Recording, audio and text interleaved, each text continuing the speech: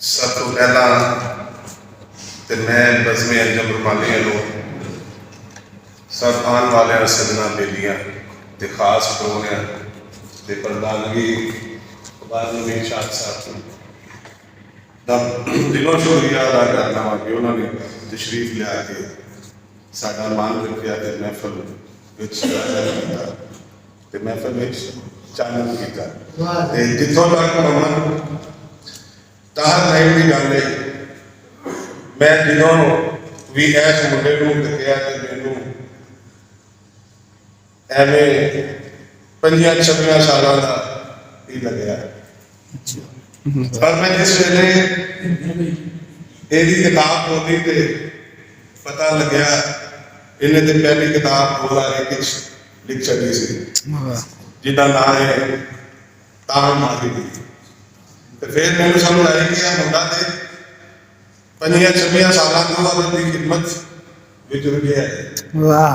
तो फिर मैं भी नवी आने वाली किताब फुल्ला नाल जराने बड़ा दिल ला के पढ़िया तो मैं जिमें जिमें करके तुरता गया उवें उवें यदि पंजाबी शायरी के नशे में पता होता गया। क्या बात है, क्या बात। समझो जवान की शायरी एक सरगुण है जोड़ा सानू मां बोली दे पर बड़ी जोर की खिंचता।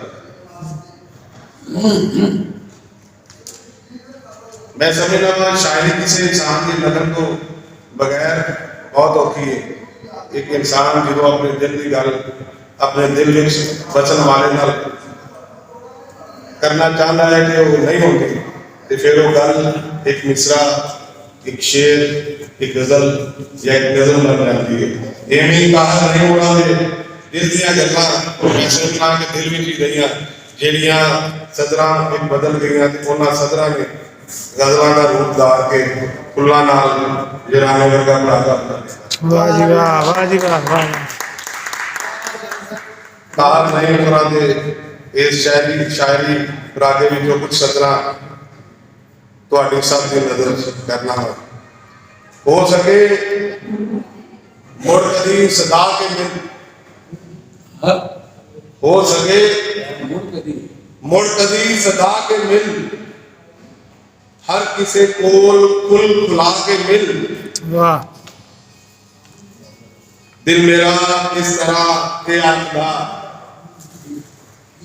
दिल मेरा इस तरह ये आखदा ला के वट मुक दे मुस्कुरा के मिल। वाह। एक गजल शिक्षार मेहनत करके खाइए ताकल बंदिए ताकल बंदिए सब में समझाइए क्या बात है। बंदिए मेहरबानी